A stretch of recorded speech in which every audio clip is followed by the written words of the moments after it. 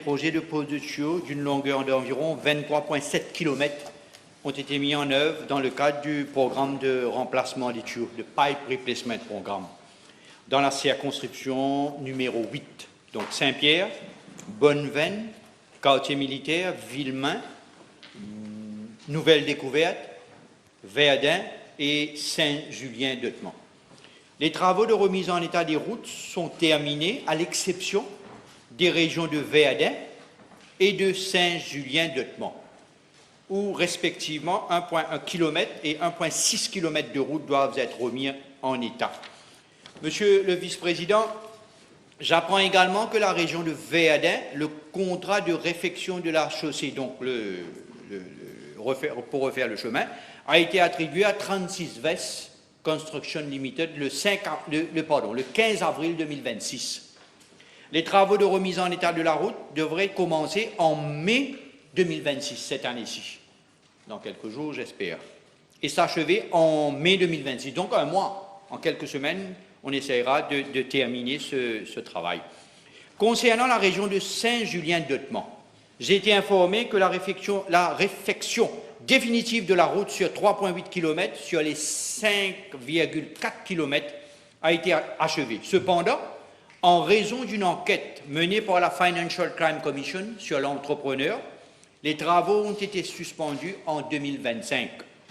Le 13 avril 2026, ce mois-ci, suite aux conclusions de l'enquête de la Financial Crime Commission, la CWA a enjoint l'entrepreneur de se mobiliser sur le site et de terminer tous les travaux en suspens. Donc, on n'a pas payé l'entrepreneur pendant une année, le restant. Donc, les travaux sont restés bloqués.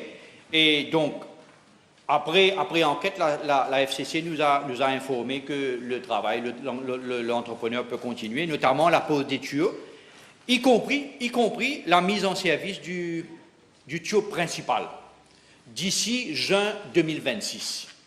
Les 1,6 km restants de remise en état de la route seront effectués à la fois que les travaux de la pose des tuyaux terminés et devraient être achevés d'ici fin juillet ou début août.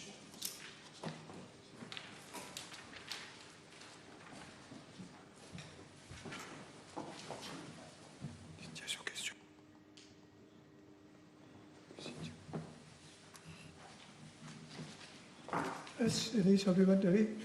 No. The first member for Waqf Royal. B522.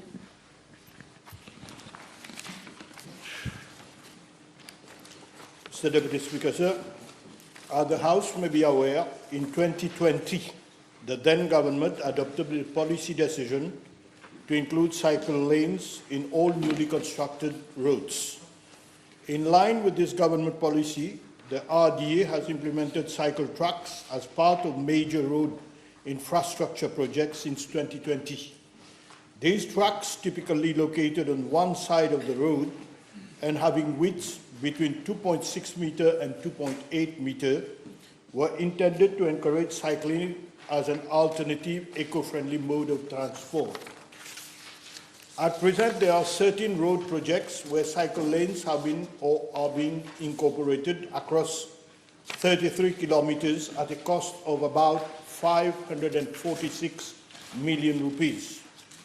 With respect to part A of the question, I'm informed by the RDA that no feasibility study was undertaken prior to the implementation of the cycle lanes, as this was pursuant to a policy decision of the former government. Mr. Deputy Speaker, sir, as I mentioned in my speech during the debate on the budget 2025-2026 in June 2025, these cycling infrastructures are mostly located outside residential zones and have no connection whatsoever to neighboring villages or existing conurbations. It should therefore come as no surprise that most of these infrastructures are lying idle. I'm informed by the RDA that prior to these cycle lanes becoming fully operational, a series of soft measures must be implemented to ensure the seamless integration of the new infrastructure into the existing transport network. These include, first, A, a national cycling master plan must be developed to not only map the existing cycle tracks and identify opportunities to extend and interconnect them into a continuous safe network, but also integrate cycling planning into urban mobility strategies, especially near schools, smart cities, business parks, and transit stations.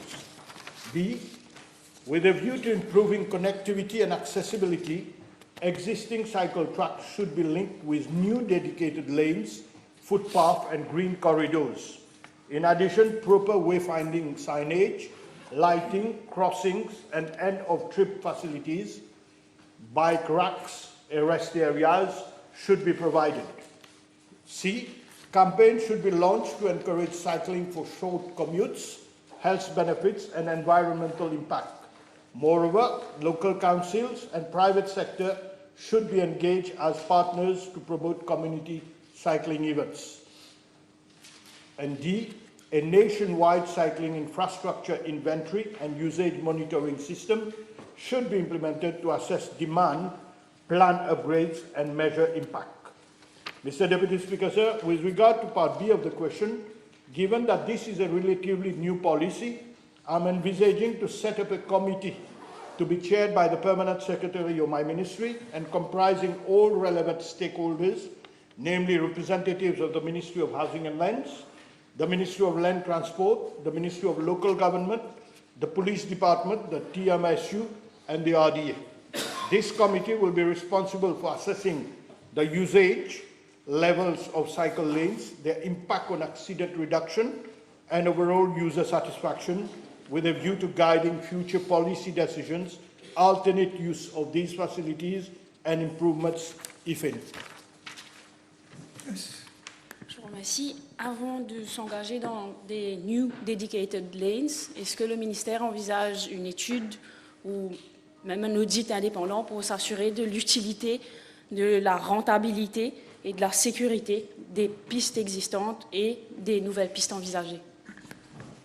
Ce que je viens de dire, Monsieur le Vice-président, on a mis un comité qui va faire tout ce travail, ce que what the Honourable Member is saying.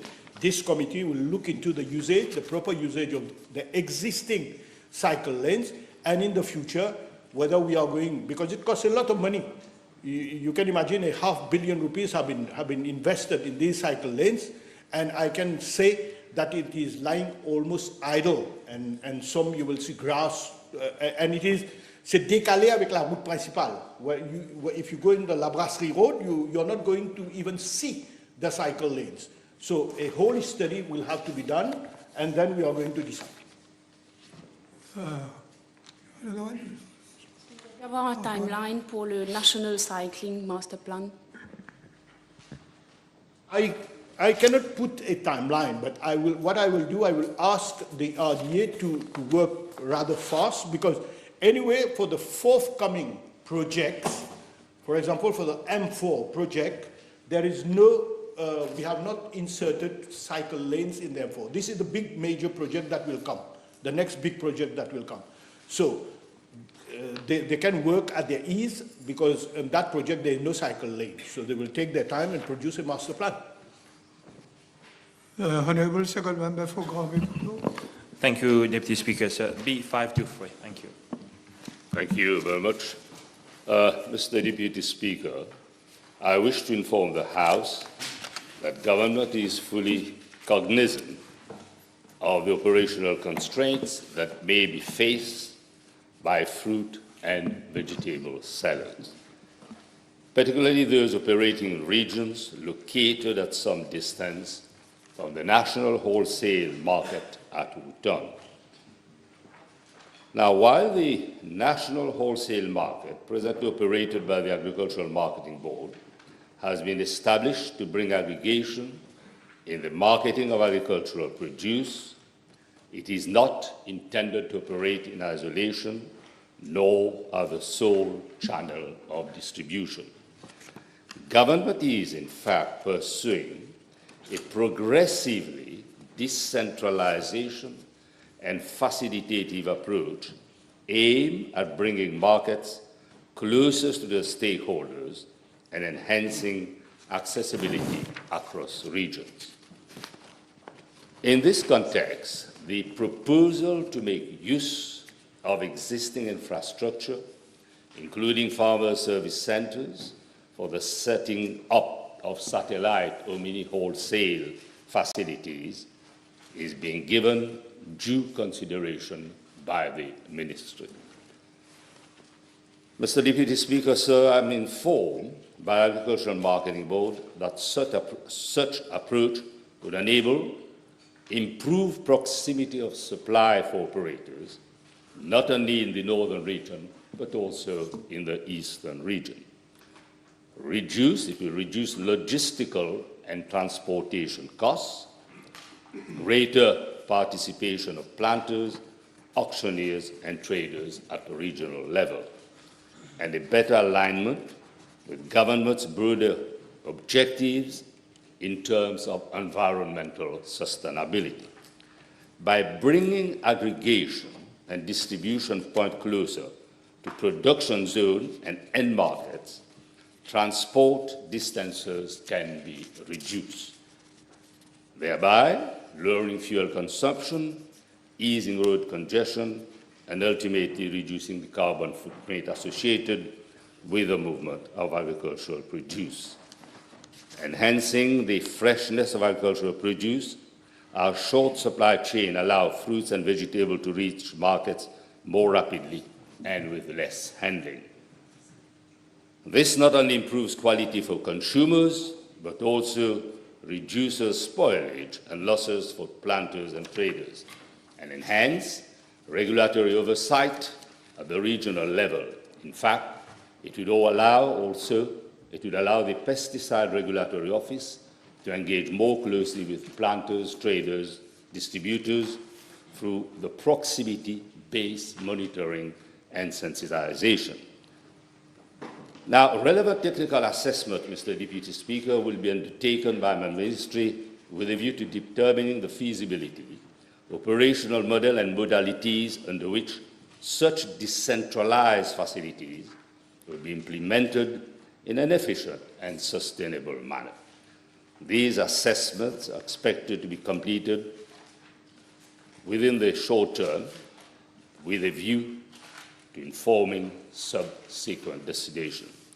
Government remains committed to fostering a hybrid and inclusive marketing system where the national wholesale market operates in synergy with regional distribution points and existing market structures.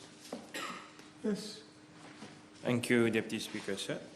Will the Honourable Minister agree that the previous government decision to have a centralized wholesale market at Wootton is a main impact on the high price of vegetables and fruits in the northern region or any region far from Wootton? The reply, obviously, is found in the question that you've put to me, and it goes without saying. I recall when we had debate on the amendment to the Agricultural Marketing Board in relation to the setting up of the national wholesale market, we highlighted the dangers, and we even told, without fear or prejudice, we told the then minister that there will be cost overrun. There had been cost overrun, and that we would end up with an elephant, white elephant, on a sand castle. And basically, this is where we are. So there was no vision. It was mainly a decision taken without giving thought to all the implications. And today, we've landed up, as I've said, with a white elephant on a sandcastle. Thank you, Deputy Speaker, sir. May I ask the Honourable Minister if a consultation could be arranged at the earliest possible with the small planters of the northern region, and especially in constituency number 6, 5, and 7? Thank you. I always entertain whenever request is made. I've met our friends several times, but since there is a legitimate request from a very distinguished MP of the constituency, I will bow and certainly take your request. Just one last question. One question. One last question. One last question. Still, while awaiting the decentralization, is there any consideration to change the time schedule for the operations being carried out?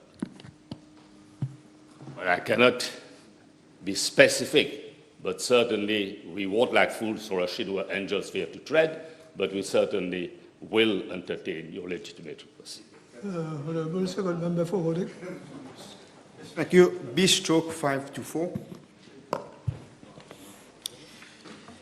Mr. Deputy Speaker, sir, I am informed that over the past 5 years, work permits have been issued in respect of 20 foreign workers to take up employment in Rodrigues for the period January 2021 to date. Only 6 of those work permits are still active. I am tabling a list of the foreign workers in Rodrigues, the sectors in which they are employed, and their respective grades.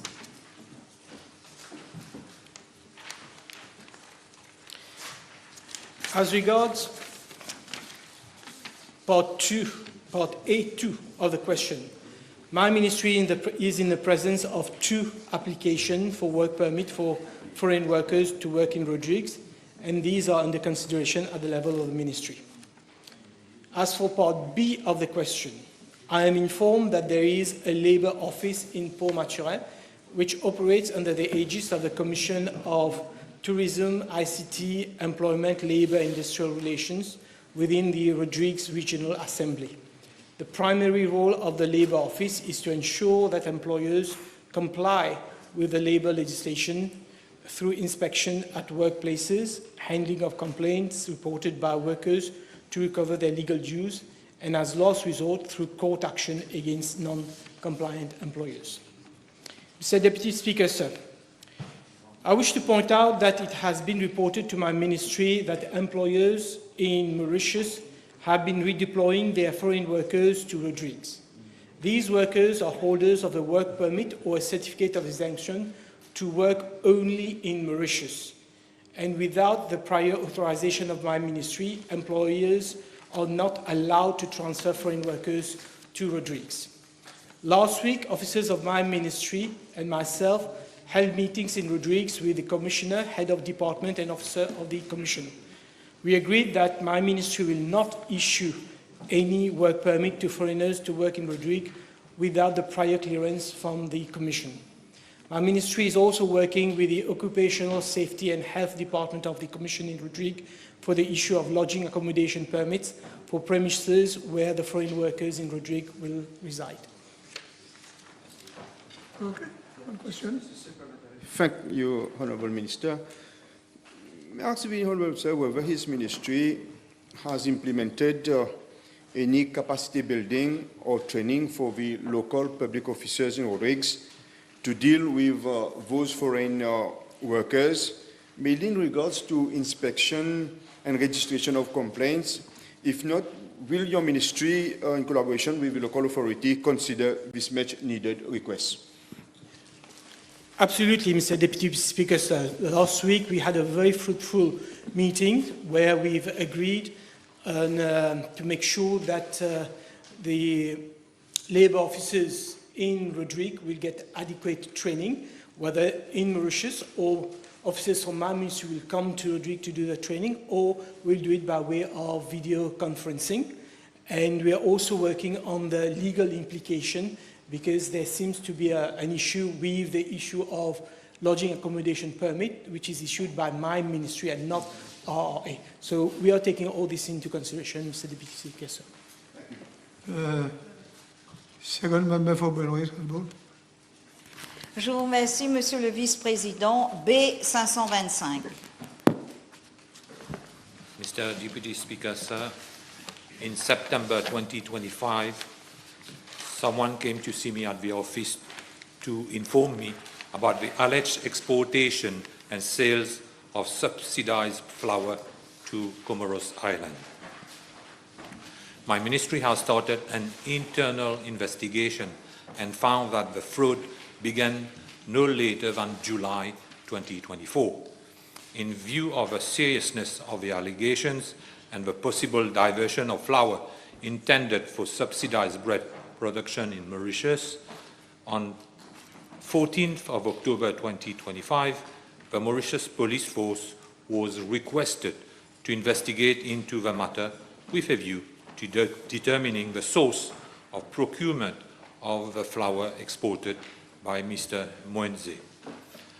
On 23rd December 2025, the Central Criminal Investigation Department, CCID, has informed my ministry that according to records kept at the Passport and Immigration Office, Mr. Abdul Hakim Mwendze is presently abroad and his expected date of return is unknown. As such, no statement was thus recorded. An officer in charge of PIO was instructed to notify the CCID upon the arrival of Mr. Abdul Hakim Mwendze for investigation.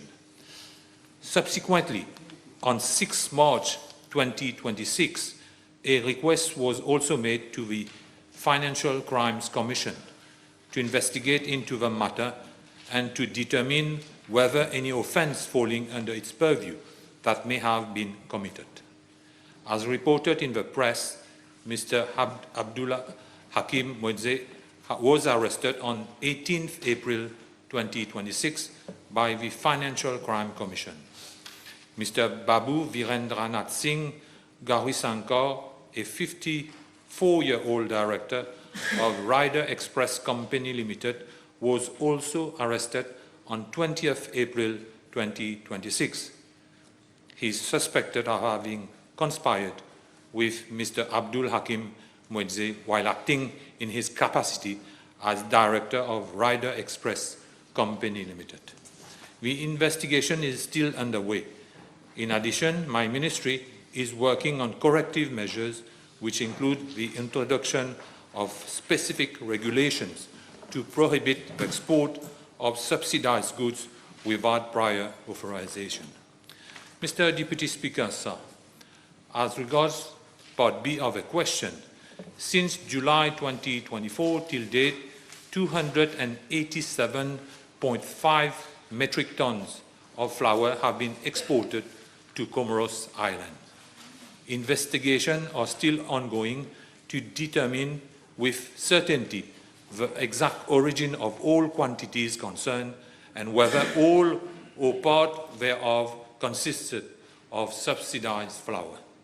As for the corresponding financial loss to government, it would be premature to state a definitive figure at this stage, as same will depend on the quantities conclusively established as having benefited from subsidy support and subsequently diverted from their intended purpose. Once investigations are completed and verified facts are available, we will be in a better position to state the extent of the financial loss. Yes, question. Je vous remercie, Monsieur le Vice-président. Can the Minister inform the House whether selling a bag of flour at 108 rupees to bakers constituted a significant loophole in this massive fraud? Thank you. Mr. Deputy Speaker, sir, it is definitely a loophole which was here, and the government has come with corrective measures. We eliminated the price of 108 rupees, which is now 217 rupees and 50 cents. We have to also mention that the cost price of a bag of flour costs 650 rupees. So it is, now we have a subsidized price at 217.50 per bag. Last one. Je vous remercie, Monsieur le Vice-président. Can the Minister inform the House about the current status of the subsidy account? I understand that 7 rupees 20 is being collected from the sales of mogas and gas oil to finance flour, LPG gas and jury ration. Merci. This is very far from your question. Your supplementary is very far from your She's question. asking about the subsidy, in fact, Yes, how okay. how it is being financed. How come?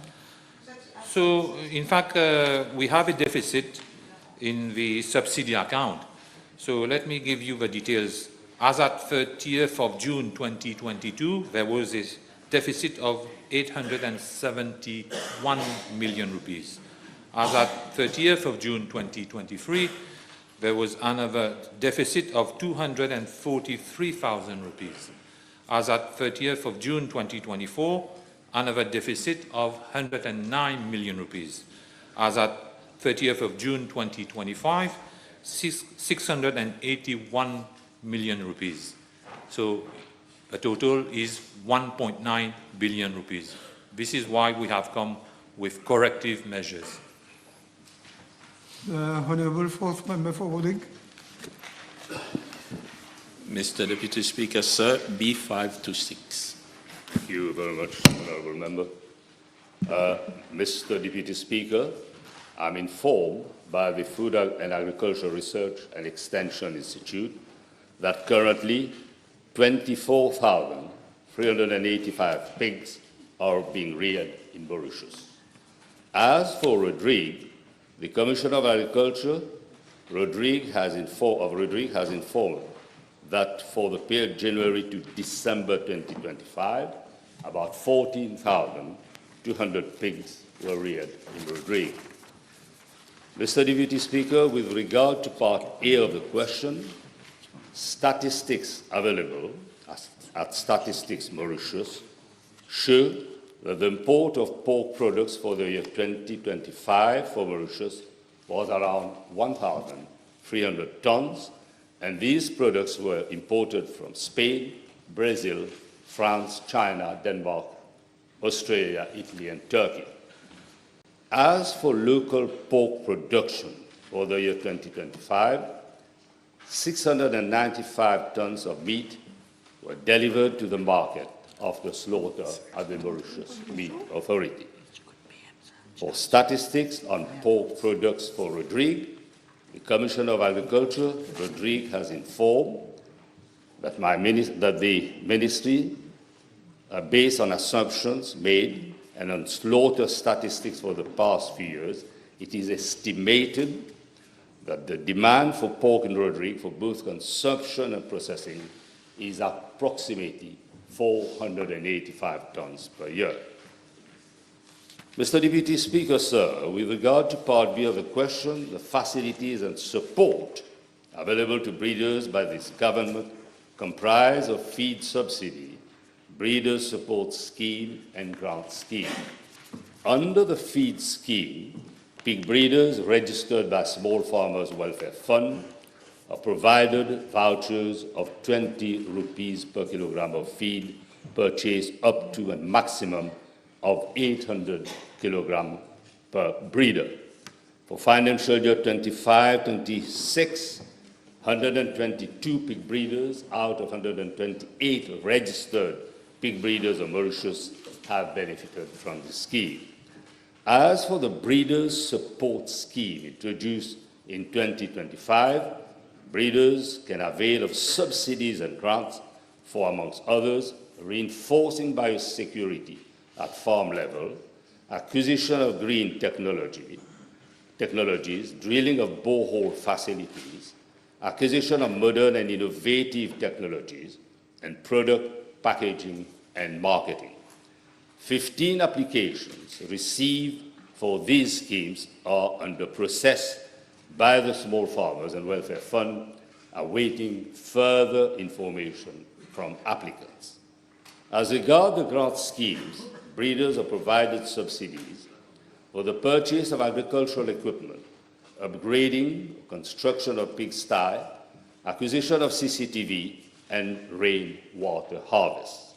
To date, one breeder has benefited from purchase of equipment for a sum of 100,000 rupees. Two breeders have received a total of 221,500 rupees for upgrading our farm, and another two breeders' application for a total of 129,410,000 rupees have been approved. For the subsidy for acquisition of CCTV camera, one application was received for an amount of 15,000 rupees 540, and same has been approved. Mr. Deputy Speaker, with regards to facilities provided to pig farmers, I'm informed that during the financial year 24-25, a pig feed scheme was implemented to support pig farming. However, it has not been implemented in the financial year 2025-2026 due to lack of funds and an excess of pigs on the market. But this will be redressed. In addition to this, at least free meat subsidy campaigns are implemented yearly to provide farmers with a reliable market. Yes, Honorable Leader. Thank you.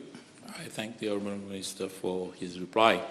May I ask the Honourable Minister if there is specific support for the market in Mauritius of excess pigs from Rodrigues?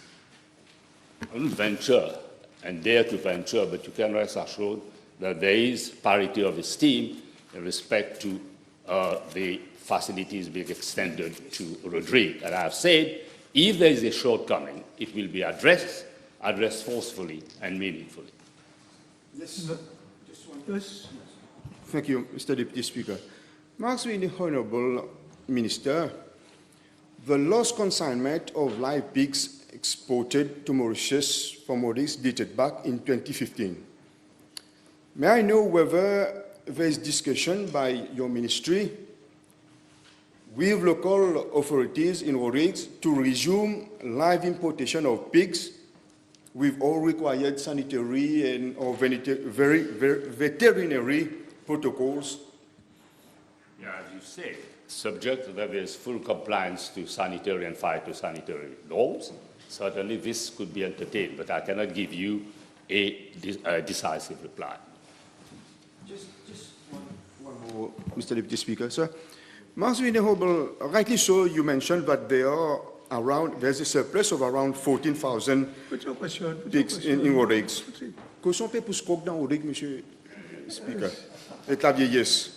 Will the Honourable Minister confirm whether there is an established protocol or trade agreement for possible export of pork or pork products to neighbor countries like Seychelles?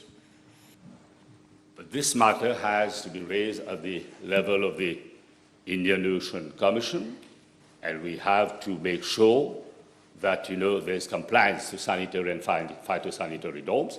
If the market is there and available, not only Seychelles, but as member of SADC, we can certainly widen circle of opportunities and look for markets in many of these countries. Yeah. Honourable First Member for Savannah River. B527, please.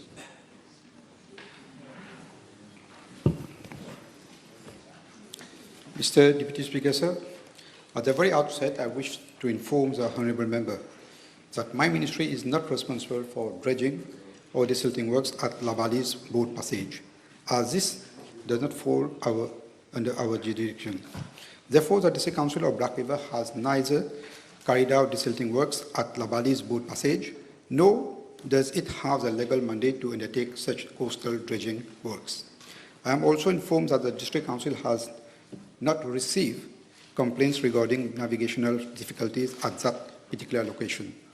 However, within its inland mandate, the Council has undertaken desilting works in nearby rivers channels, namely at Rivière Saint-Martin in September 2019, October 2021, February 2023, and February 2026, and at Grand Rivière Noire in February 2023. I am also informed that the Land Drainage Authority completed cleaning and desilting works along Rivière Saint-Martin over approximately 3.5 kilometers up to S3 Black River Road in February 2023. Mr. Deputy Speaker, sir, although this matter does not fall under the District Council's direct responsibility, I cause inquiry to be made in good faith with all relevant authorities concerned. The Ministry of Agro, Food Security, Blue Economy and Fisheries has advised that the Labalis boat passage is presently practicable for navigation, and no complaints have been registered from fishermen regarding thereon. The Beach Authority also has been confirmed that he has no mandate to dredging or desilting in the lagoon or river mouth area, as its role is confined to beach management only. I am further informed by the Ministry of Environment, Solid Waste Management and Climate Change that a request submitted by La Balise Marina in April 2025 for dredging at the Rivière Noire mouth could not proceed, as such works require an environmental impact assessment under item 27 of the 6th schedule of the Environment Act 2024, and no application has been submitted by the promoter till date. Mr. Deputy Speaker, sir, with regard to part B of the question, I am informed that a separate request was made in January this year, in January 2026, by the Commissioner of Police for urgent desilting works at the National Coast Guard berthing area at Black River, where sediment deposition was affecting the safe berthing and operational deployment. Following a site visit by several authorities, the Ministry of Environment issued on March 2026 a no objection for desilting works strictly limited to that particular operational area, subject to given environmental safeguards. I am further informed that Police Department and the Ministry of National Infrastructure are currently finalizing the technical specification, following which a bidding exercise will be launched soon for implementation. Mr. Deputy Speaker, sir, I therefore wish to reiterate that the District Council of Black River is not responsible body for coastal dredging or desilting at La Balise. Nevertheless, all relevant authorities have been consulted, and where intervention is required, the authorities are taking the necessary action through appropriate legal, technical, and environmental procedures to go ahead with the Commissioner of Police request. The Honourable Shadow Member for Kaushal Moka.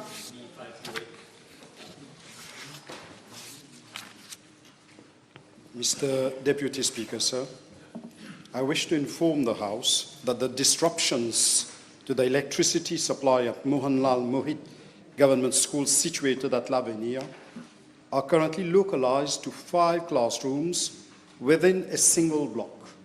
This situation is the direct result of water ingress caused by roof leakages. I must emphasize that the electrical supply to these specific rooms was disconnected by the Energy Services Division as a proactive and essential safety measure to protect both students and staff. Mr. Deputy Speaker, sir, upon consultation, the ESD advised that no viable quick fix or medium-term electrical bypass could be safely implemented while the water ingress persisted. Consequently, the only sustainable solution is to resolve the structural leakages before reinstating power. To this end, a comprehensive assessment of the entire school compound has been completed. I can confirm the following timeline of actions taken by the Ministry. 11 February 2026, invitations for bids were officially launched. 25th February 2026, procurement process closed, followed by a rigorous evaluation. 27th April 2026, the contract was formally awarded following endorsement by the Zonal Bid Committee.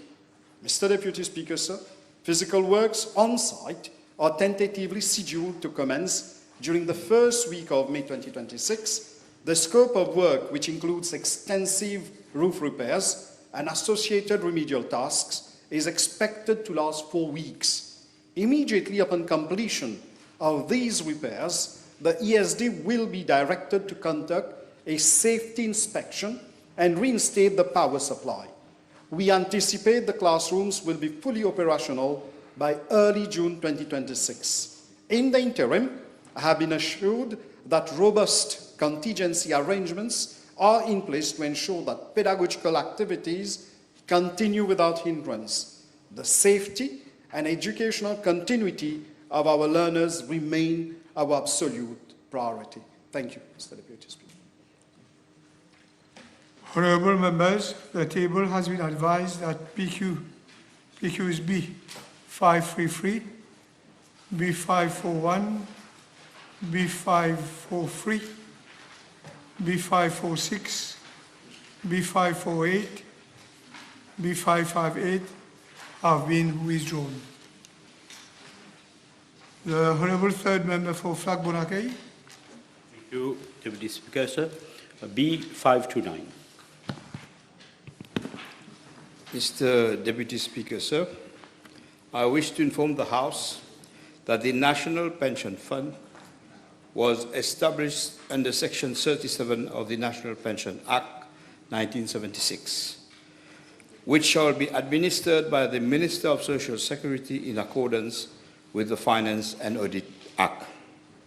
Contributions to the fund, into the fund were being made by both employers and employees of the private sector at the rate of 6% and 3%, respectively, under the National Pension Scheme. However, the previous government stopped the contribution scheme in August 2020 and introduced the Contribution Sociale Généralisée, CSG, as from 1st September 2020. I'm assuming that the Honourable Member is referring to the National Savings Fund instead of National Solidarity Fund. The National Savings Fund, NSF, was established under Section 3 of the National Savings Fund Act 1995, with the objectives to provide for the payment of a lump sum to every employee on his retirement and in respect of every employee at the time of his death, and to set up and operate for the benefits of employees such scheme, including loan schemes, as may be prescribed. Employers contribute 2.5% in respect of each employee. Mr. Deputy Speaker, sir, Section 38 of the National Pensions Act provide for the setting up of a NPF-NSF investment committee under the chair of the Financial Secretary. Any surplus remaining in the National Pensions Fund and National Savings Fund may at any time be held on deposit with the government or invested in such manner as the NPF and NSF Investment Committee may determine. With regard to Part A of the question, I am informed that the fund value, that is the balance standing to the credit of the National Pensions Fund, stood at around 165.1 billion rupees, and the fund value of the National Savings Fund stood at around 50.26 billion as at December 2025. Mr. Deputy Speaker, may I add for the attention of the House that the regeneration of the National Pension Fund to replace the Contribution Sociale Généralisée is presently one of the attributions of the Commission of Experts on Pension Reforms set up by the Cabinet in September 2025 with a view to overhaul the national pension system. A ministerial committee on pension reforms has also been set up by the Cabinet to provide guidance to the Commission on strategic direction and policy priorities for the reform of the pension system, and to access and act on the recommendations of the Commission under the chair of the Prime Minister. The following ministers form part of the steering committee: the Deputy Prime Minister, the Minister of Agro-Industry, Food Security, Blue Economy and Fisheries, the Minister of Social Integration, Social Security and National Solidarity, the Minister of Financial Services and Economic Planning, the Minister of Labour and Industrial Relations, the Minister of Industry, SME and Cooperatives, the Junior Minister of Finance, and the Junior Minister of Social Integration, Social Security and National Solidarity. As at date, no meeting of the Steering Committee on Pension Reform has been held.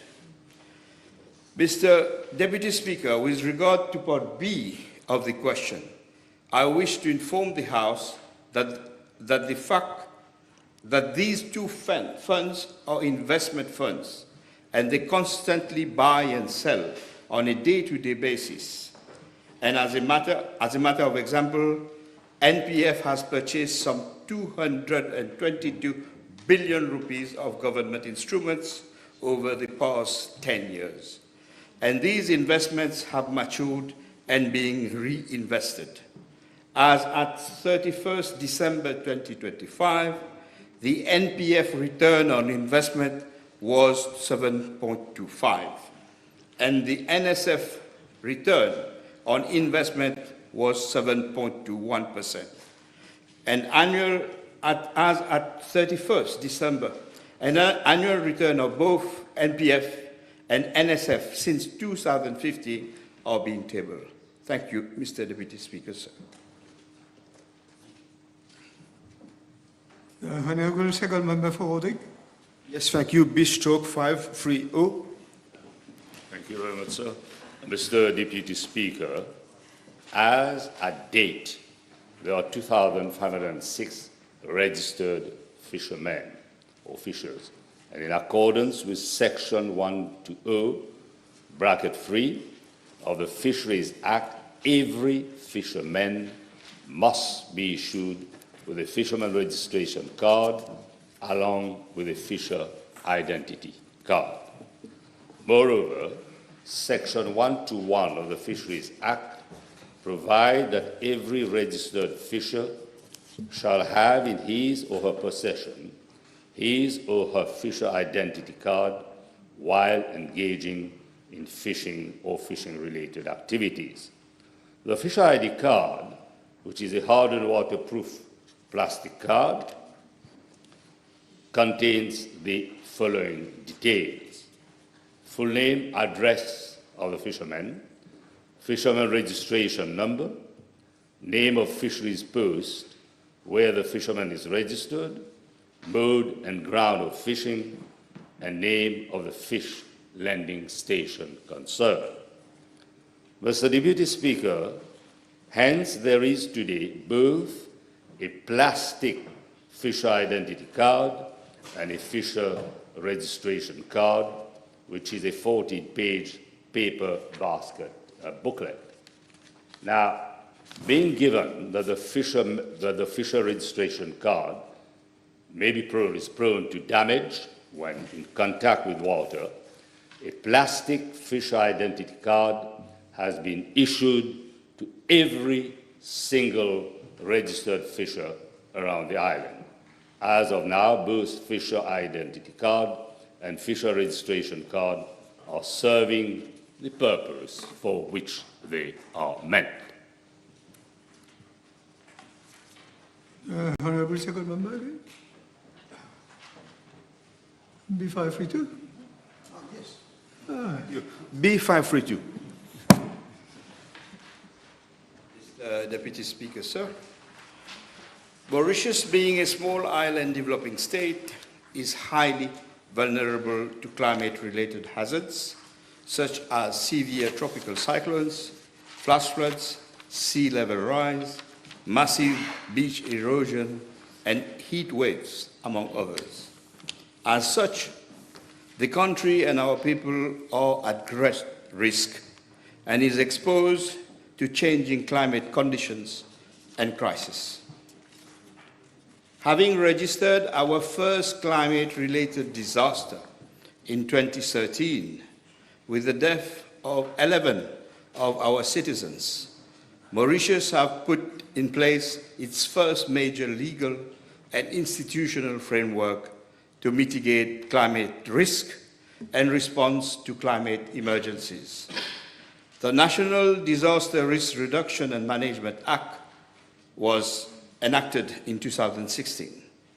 During the last 10 years, various shortcomings of this legal framework have been highlighted, especially when 2 workers tragically lost their lives during the Belal cyclone torrential rain in January 2024. Being part of the ministerial committee presided by my colleague, Honourable Minister Reza Yutim, I am informed that the new legal framework on torrential rain to protect the lives of workers without discrimination will be a reality shortly. Madam Speaker, Mr. Deputy Speaker, climate issues are cross-sectional and intersect with many ministries and institutions. My ministry, which has been historically responsible of evacuee centers for cyclonic conditions, has seen its mandate in 2015 been extended to open the 156 evacuee centers under its responsibility, upon a request from the National Emergency Operations Center, NEOC, in the event of torrential rain, flooding, or any other national disasters. These evacuee centers are supplied with basic amenities such as bottled water, biscuits, baked beans, now canned tuna, and yoga mats.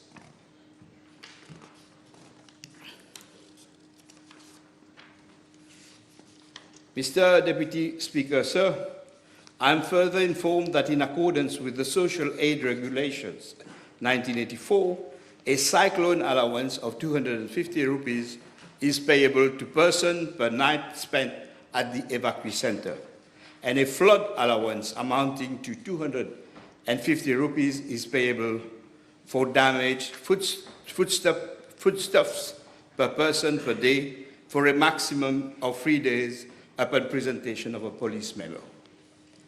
When this new government took office, based on the responsibility or purpose responsibility of my ministry, I reframed this ministry's role in the context of climate crisis unfolding in the Republic of Mauritius and on its people. I created a climate unit in my ministry to work for the recognition and integration of the concept of climate-related victims within climate policy framework of the new government. The climate crisis is not only an issue of reduction of carbon emission under NDC, nationally determined contribution for countries like ours. Climate crisis has become a living reality, generating climate-related victims with loss of lives, personal belongings, and affecting the very livelihood of the people, especially the most socially vulnerable and the climate vulnerable people. Thus, my ministry has reshaped the climate policy of our country towards what is called in the climate jargon, adaptation and mitigation, with emphasis on the affected people, that is, climate-related victims. The Right Honourable is right in asking on measures put in place or being envisaged to mitigate the effects on vulnerable peoples and assistance provided to those affected. The Social Integration Division of my ministry has been for the past several years, had several projects. You've got long to go. We can circulate on if you so wish. Yes, I can circulate it. That's not a problem. With pleasure. Thank you. Thank you, Mr. Deputy Speaker. Thank you. Can I put a supplementary? Yes, of course. You can Yes, thank you. Thank you, Honourable Minister. Very interesting subject. Will the Honourable Minister agreeable with me that social protection to climate change is a bit underrepresented in our determined contribution NDC 3.0, as it is mostly related to absorb the impact shocks, but not a sustainable social protection system, which should look into environment and development process through cross-sectoral policies to avoid and minimize residual loss and damage. May I know whether Mauritius applied for any funds under the loss and damage funds created and during COP28 to strengthen resilience and to help people affected or victims from climate change? I thank the honourable member, and this is in fact the next part of my answers. That's when I will circulate. But I'm just mentioning that there are several mitigating measures that we are envisaging: flood-proofing, flood barriers, properly equipped evacuation centers, providing water harvesting systems, early warning systems, and maybe relocation of socially vulnerable people and climate vulnerable, that we will be presenting together with the Ministry of Environment, in fact, to the Fund for Responding to Loss and Damage, the FRLD. And some of the measures will be presented in the conference that will be held in Mauritius, with the Mauritius Climate Investment Fund. What we are aiming at is trying to get the Global Climate Fund to be used for climate-related victims. And most of these funds, because of the budgetary constraint, will be kind of non-budgetary, but externally or other source of fund. Thank you. Thank you. The Honourable Third Member for Portway South, Portway Central. B534, please. Monsieur le Vice-président, le CEB m'informe qu'il existe actuellement un parc éolien à la centrale de Plaine des Roches d'une capacité installée de 9,35 MW et qui fait l'objet d'un contrat, d'un PPA signé le 15 juillet 2013 qui a été inauguré après par le gouvernement de 2014-2015. Le parc éolien comprend 11 éoliennes qui représentent environ 0,3% du mix électrique national. Il convient aussi de noter, Monsieur le Vice-président, qu'un projet de parc éolien à Plaine-Sophie, d'une capacité de 29,4 MW, avait été initié dans le temps, entre 2018-2019, mais finalement abandonné en novembre 2020. Monsieur le Vice-président, l'énergie éolienne est l'une des composantes de notre stratégie nationale en matière d'énergie renouvelable.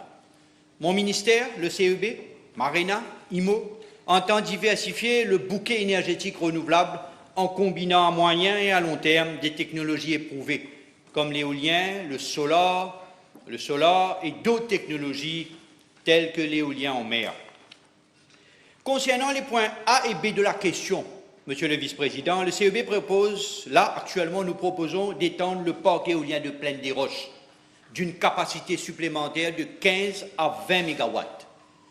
Le régime de vent et de performance des turbines étant déjà connu, parce que nous l'avons fait en 2013, nous sommes en train d'acquérir environ 90 hectares de terre à Plaine des Roches pour le développement de ce projet. Le CEB prépare actuellement l'appel d'offres qui sera lancé d'ici juin de cette année-ci. Le projet sera mis en œuvre selon le modèle d'un IPP et produira environ, je l'espère, autour de 20 MW. Mon ministère, Monsieur le Vice-président, étudie activement le développement de l'énergie éolienne en mer. Une étude pré-faisabilité menée par l'Université de technique du Danemark a identifié un potentiel d'environ 100 MW, notamment dans la région du nord-nord-est du pays, nord-nord du pays. D'autres études sont en cours d'élaboration avec le soutien des partenaires internationaux. Monsieur le Vice-président, il faut bien se dire que notre stratégie en ce qui concerne l'énergie renouvelable repose sur 5 axes solides. Depuis une année, nous travaillons sur la stratégie pour atteindre 60% d'énergie renouvelable, non pas en 2030, mais en 2035. Donc, on se donne autour de 10 ans, 2026-2035, autour de 9 à 10 ans, pour arriver à 60% d'énergie renouvelable. Donc, j'ai gardé les 60% d'énergie renouvelable, mais nous avons reset pour repousser à 2035. Donc, les 5 axes reposent d'abord sur l'énergie solaire. Les 405 MW lancés en termes de tender qui a été lancé il y a la semaine dernière, l'énergie solaire, les 10 par 10 MW, 100 MW, les 3 fois 40 MW, 120 MW, et aussi le vent, le parc éolien de Plaine des Roches que nous voulons agrandir. Ceci dit, nous avons aussi l'intention de valoriser la bagasse.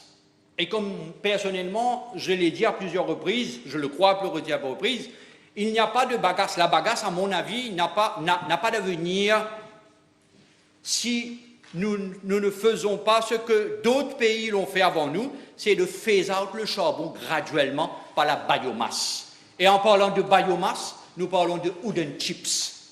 Nous voulons que, au fil des années, dans les 3 ans à venir, nous voulons que remplacer le charbon par au moins 15% de charbon.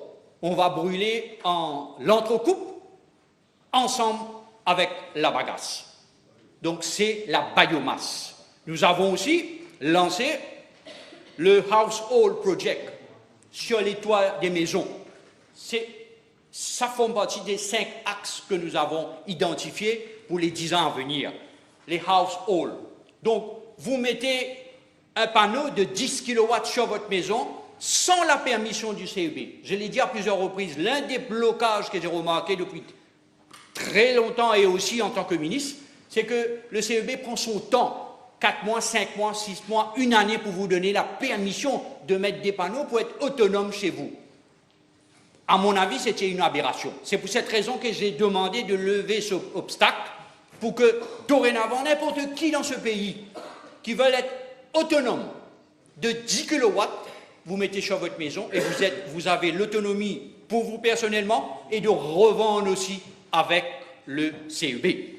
Nous avons aussi, dans notre politique, monsieur le vice-président, aussi la batterie, le stockage.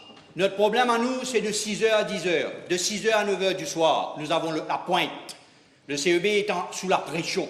Donc, ce que nous avons fait, c'est que dorénavant, depuis 1 année, tous les projets d'énergie renouvelable de ce pays est obligé d'être équipés de la batterie. C'est pour cette raison que nous avons acheté, il y a 1 année, une batterie de 20 MW qui sera opérationnelle en fin juin ou juillet de cette année-ci. Donc ces 20 MW que nous avons acheté de batterie va nous aider en termes de pointe. Nous pensons aussi acheter d'autres batteries. Donc tous les projets que vous voyez dans les journaux, tous les projets que nous avons mis en public, ce sont des projets avec batterie.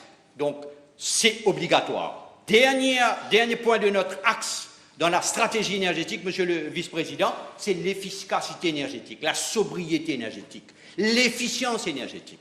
Moi, je l'appelle le négawatt, pas le mégawatt. C'est le mégawatt non utilisé. C'est le professeur Joël de Roné, quand mon ami, l'honorable Ousmane Mohamed, était à la tête du Maurice Île Durable, c'était le négawatt. Donc l'efficience énergétique, la campagne d'efficience énergétique qui commence encore une fois à partir de juillet de cette année-ci, sera une campagne d'efficience énergétique agressive pour éviter le gaspillage, faire comprendre à la population, faire comprendre aux entrepreneurs que l'audit énergétique, l'économie énergétique, la sobriété énergétique nous fera gagner en mégawatts. Donc ces 5 axes, monsieur le vice-président, notre stratégie énergétique pour les 5, 6 prochaines années ou 9 ans, ce sera autour de ces projets. Merci, Monsieur le Vice-président, bien sûr. Puis-je demander au ministre concerné, dans la volonté d'agrandir le parc éolien de Plaine des Roches, quelle sera la contribution sur votre 60% que vous voulez réaliser à 2035 sera la contribution sur le National Grid de par les fermes éoliennes.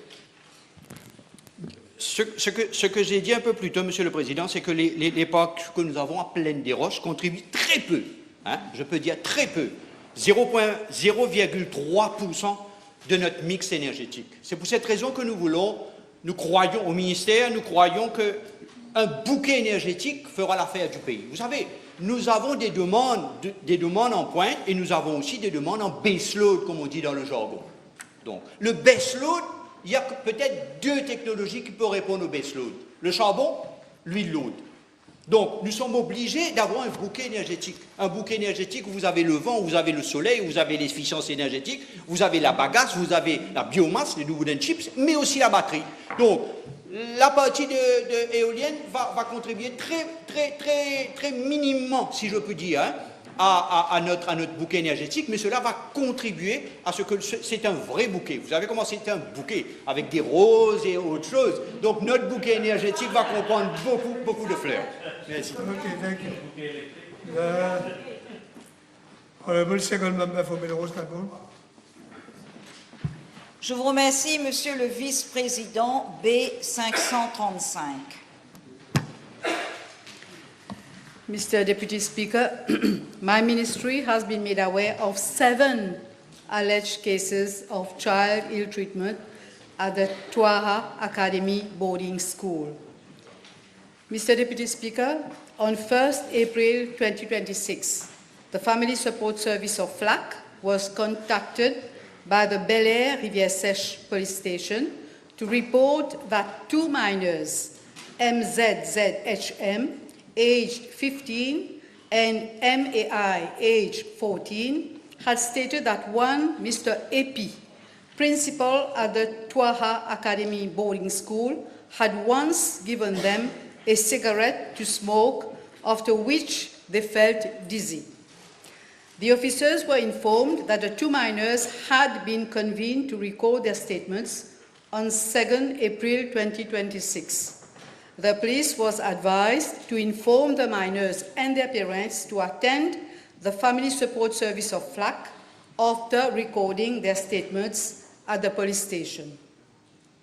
Mr. Deputy Speaker, I'm informed that on 2nd April 2026, the Bel Air Rivière Sèche police station was contacted by my officers, as neither the minors nor their parents had attended the Family Support Service of Flacq. The police informed that the minors, in the presence of their respective mothers, had recorded their statements at the Bel Air Rivière Sèche police station, and that an alleged case of child ill-treatment had been entered under OB 1158/26 as a pre-measure against the principal of the institution, Mr. AP. It is to be noted that no case of sexual abuse was reported under that OB number. However, the Family Support Service of Flacq contacted the parents of the minors and explained the services offered by the ministry. But the parents declined that the children be medically examined and did not wish any psychological support. They were, however, provided with the contact details of the Family Support Service for future reference. Mr. Deputy Speaker, on 7th April 2026, the Bel Air Rivière Sèche police station informed the Family Support Service of Flacq that a 13-year-old minor, MSNB, had recorded a statement in the presence of his mother in connection with an alleged case of child ill-treatment, and OB 1245/2026 was entered. As per the statement, the child had been slapped on his cheek by the principal of the institution, Mr. AP. On the same day, the minor MSNB, accompanied by his mother, attended the Family Support Service of Flacq, where he reported that he had been a victim of both physical and verbal abuse by Mr. AP. On the following day, he was medically examined by the police medical officer at Line Barracks. My ministry has provided the minor and his mother with psychological assistance. A review is scheduled for 23rd April 2026, had been scheduled then. Follow-up sessions are being maintained by the FSS of Flacq. On 9th April 2026, another minor, MSDA, 11 years old, made a statement to the police station in the presence of his father to the effect that he was on several occasions assaulted by Mr. AP, the last time being in March 2026 with a mop stick. He was examined by the police medical officer on 14th April 2026. On 11th April 2026, one person named MMHN now 18 years old, reported that when he was 17 years old and a student at Twaha Academy boarding school, he was assaulted by Mr. Epi. He did not want to be medically examined. On 13th April 2026, another minor, SZB, age 13 years, accompanied by his mother, made a statement at Bel Air Rivière Sèche police station in connection with OB 1158/26 child abuse case. On the same day, minor SZB and his mother attended the Family Support Service of Flacq. He related that he joined Twaha Academy boarding school since November 2025, and in February 2026, Mr. Epi had hit him with a bamboo stick. He further stated that in March 2026, Mr. Epi had hit him on his head as he was scratching his eyes during prayer time. On the same day, minor SZB was seen by a psychologist of my ministry, and the case was referred to FSS Triolet for further assessment. On 21st April, minor MAI, aged 14 years, student of the Twaha Academy boarding school, stated in the presence of his mother that he was assaulted by Mr. Epi on several occasions, but he refused to be medically examined. On the same day, another minor, MZZHM, age 15, student of the Twaha Academy boarding school, made a statement in the presence of his mother that he was assaulted by Mr. Epi on several occasions. I am informed that a police inquiry is ongoing on the allegations made against the principal of the Twaha Academy boarding school. I am further informed that the Twaha Academy boarding school has ceased its operation since 31st March 2026. Yes, I will allow you supplementary, but be careful, there's still a police inquiry going on, and we don't want to prejudice the police inquiry. So ne vous be careful with inquiétez your pas, Monsieur supplementary. le Vice-président, ne vous inquiétez pas. Ouais. Alors, Monsieur le Vice-président, je vous remercie de me donner l'opportunité de poser quelques supplémentaires. La ministre peut-elle indiquer à la Chambre, dans cette affaire aussi grave et traumatisante, comment se portent les enfants victimes ainsi que leurs familles? Merci. Monsieur le vice-président, à ce stade, à ce jour, à ce matin, je n'ai pas eu les nouvelles des enfants et des parents.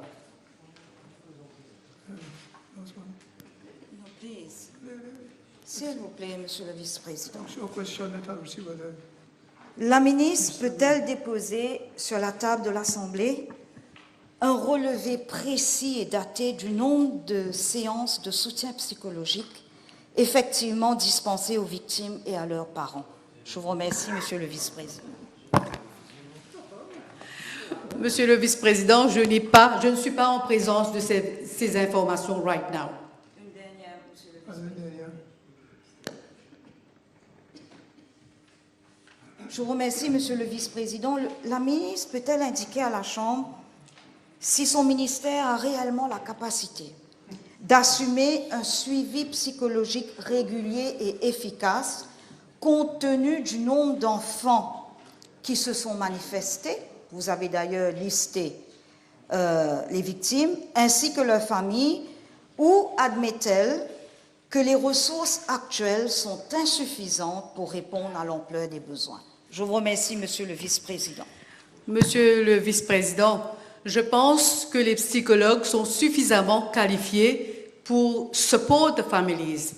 Mais toujours est-il que les ressources ne sont jamais assez, ne sont jamais suffisantes. Honorable second member for Flacq. Bon accueil. Oui, Monsieur le Vice-président, B536, s'il vous plaît. Mr. Deputy Speaker, constituency number 9, Flacq spans over a reasonably wide geographical area. It comprises several villages and residential zones, with central Flacq serving as a principal socio-economic hub. I am informed by the NLTA that the constituency benefits from an extensive bus service network of 37 routes. Public transport services in the constituency are mainly provided by individually owned buses operating under Bus Owners Cooperative Societies Limited and along some 34 routes, as well as by the NTC on Route 56, the Triolet bus service on Route 29, and Divla Limited on Route 240.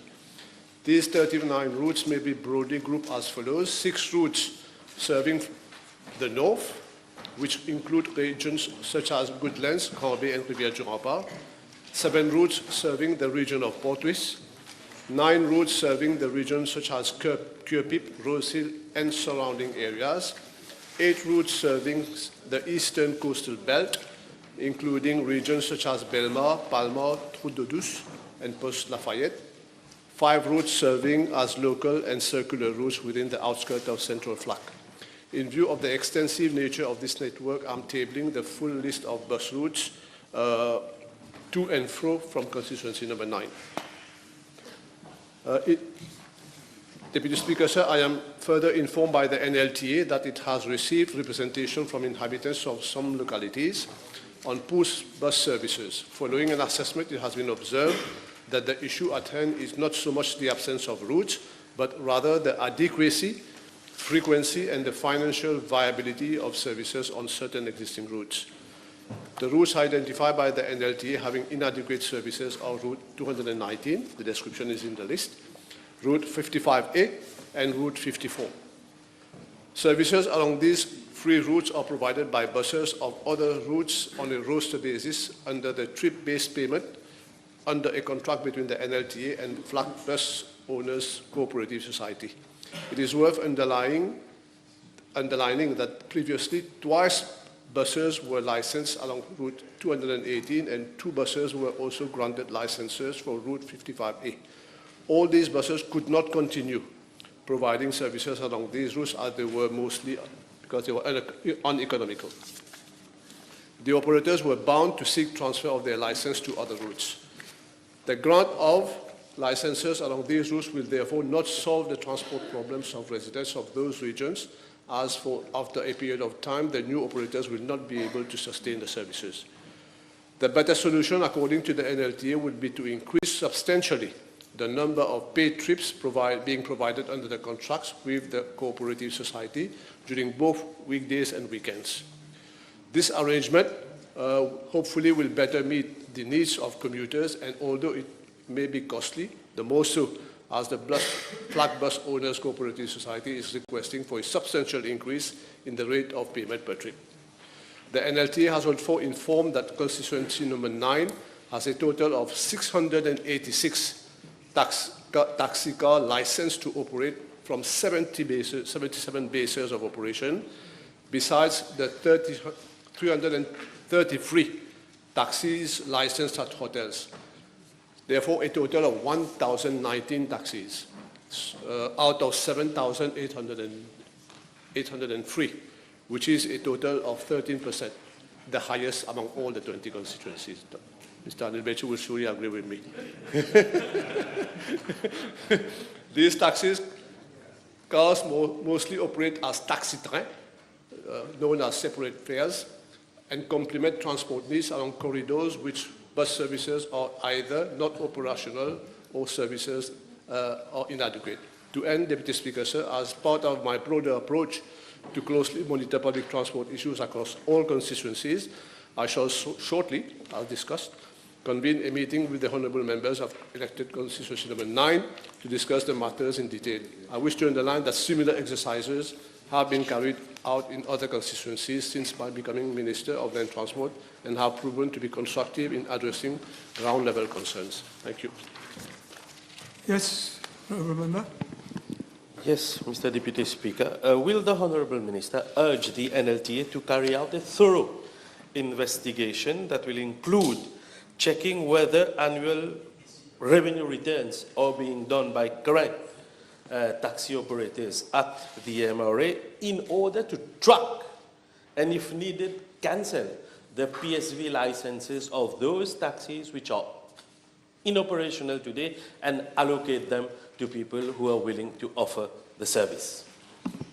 I definitely welcome this question, Deputy Speaker, sir, but I think this problem is a chronic problem around the country. Taxi drivers are supposed to provide taxi services, but they don't adequately do so. The Honourable First Member for Montagne Blanche. Thank you, Mr. Deputy Speaker, sir.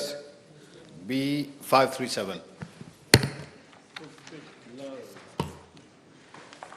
Mr. Deputy Speaker, sir, I wish to inform the House that my ministry provides financial assistance under overseas treatment scheme for patients requiring medical treatment not available in our public health institutions in Mauritius. According to my ministry's policy, provision is made for financial assistance under the following schemes. Number one, patients over 25 years old, a total of 1.3 million rupees, and under child cancer scheme and pediatric scheme, unlimited assistance for patients up to 25 years old. Mr. Deputy Speaker, sir, I'm informed that a total of 1,851 patients have benefited from financial assistance under the above scheme from January 21 to December 25. I'm further informed that since this government took office, a total of 786 patients for period December 2024 to April 2026 have received financial assistance, including 105 patients under the child cancer scheme. These schemes are being reviewed. There have been complete abuse and over-exaggeration with a colossal amount of funds disbursed for treatment. With regard to part A of the question, I am, with your permission, tabling the information as requested. According to my ministry's policy, provision is made for financial assistance.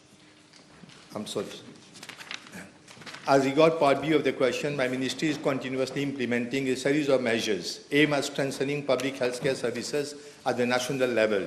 These measures include sustained massive investment in healthcare infrastructures, state-of-the-art equipment and human resources. These measures would to a large extent reduce our dependency on foreign hospitals for treatment of our patients. During this financial year, an allocation of approximately 18.5 billion rupees has been earmarked for the health sector, reflecting government's commitment to modernizing and strengthening public healthcare delivery across all levels of care. At the primary care level, the following measures are being implemented: prevention, early detection, and community-based management of diseases, particularly non-communicable diseases. Second, diabetic retinal screening, diabetic foot care are being decentralized to community level, and structured programs for early intervention and lifestyle modification for diabetes and pre-diabetes patients, supported by the development of specialized diabetes care centers. At the secondary level, regional hospitals are being continuously upgraded with improved diagnostic and treatment facilities, and specialized services are being decentralized to improve accessibility and reduce pressure on tertiary institutions. Mr. Deputy Speaker, sir, at the tertiary care level, the trauma and emergency unit in each regional hospital has already been set up under the supervision of emergency physicians. The kidney and renal transplant unit at Jawaharlal Nehru Hospital has already been operationalized. A bone marrow transplant unit will also be operational once the setup is ready. Interventional cardiology services have been extended to Wholesale Hospital. The vascular surgery unit at Flacq Hospital is already operational. The new eye hospital at Mukha is already providing significantly ophthalmological care to patients, and specialized ophthalmology services have been decentralized to Flacq and Suyak hospitals. Other major projects in the pipeline include the construction of an Ayush Center of Excellence at Koddo to promote and develop traditional systems of medicine, and the construction of a new SSRN hospital aimed at modernizing and expanding the Sir Sivsagar Ramgulam National Hospital to strengthen healthcare infrastructure. Mr. Deputy Speaker, sir, I have to emphasize that my ministry is also having recourse to services of foreign doctors from United Kingdom, Australia, India, and South Africa to assist us in complex super-specialized surgeries. These experts are specialized in the fields of vascular surgery, ophthalmology, neurosurgery, interventional radiology, renal transplant, ENT, head and neck surgery, onco-surgery, amongst others. Such foreign visits also offer a golden opportunity for our local doctors to keep abreast with modern techniques and care management already in place in advanced countries. From November 2024 to date, 84 specialized foreign doctors came to Mauritius to undertake complex surgeries such as in the fields of ophthalmology, orthopedics, renal as well as cardiac and vascular surgeries. In fact, Mr. Deputy Speaker, sir, at present, there is an onco-surgeon from Apollo Hospital, India, who is conducting complex surgeries at the National Cancer Center. Diagnostic and emergency healthcare services are also being strengthened through the expansion and upgrading of CT scan and MRI facilities across public hospitals, including ongoing procurement and installation of additional imaging equipment at key institutions such as Flacq Hospital, Wholesale Hospital, and Victoria Hospitals. A PET scan is operational at National Cancer Center, Phoenix. A national program is being implemented for the replacement and modernization of aging radiology equipment, while efforts are underway to enhance equitable access through establishment of CT scan and MRI services in underserved regions, including the Flacq and southern regions. In parallel, SWAMI capacity is being reinforced through expansion of ambulance fleet to strengthen both emergency response and inter-hospital patient transfers. During this financial year, 4 additional ambulances have SAMI ambulances have been procured, and my ministry. You got a lot to go? I'm concluding now because the question was such, it requires a lengthy answer. Yeah, but if it's a long answer, we can always circulate it. Only one or 2 minutes. So during this financial year, 4 additional ambulances have been procured, and my ministry will procure some additional ambulances during the next financial year. A comprehensive set of measures is also being implemented to strengthen sexual and reproductive health services across the continuum of care. These include strengthening maternal and newborn care, expanding family planning and fertility services, improving adolescent and youth-friendly health services, reinforcing sexually transmitted infections and HIV prevention, and enhancing women's cancer screening services. In addition, the services of a fertility expert from India have been enlisted and will be provided at the SSR and hospital. My ministry is also reinforcing a comprehensive harm reduction strategy as part of its public health response. In parallel, needle and syringe programs, addiction treatment services, and residential rehabilitation facilities are being strengthened through the Drug Users and Administrative Panel to support rehabilitation and integration. My ministry is further strengthening a human resource capacity in the health sector. Some 138 trainee nurses will join the nursing cadre in June 2026 upon completion of their training. The scheme of service has been amended to allow direct recruitment of qualified nursing officers, and 1,000 additional nurses are being trained over the next 3 years. Since September 2025, 139 medical and health officers have been recruited, including 106 through the Public Service Commission and 33 on contractual basis. In addition, 14 specialists and senior specialists have been recruited since July 2025 in the fields such as orthopedic, urology, obstetrics and gynecology, and pediatrics. These specialists will also include emergency physicians who will service the trauma and emergency unit in each of the 5 regional hospitals.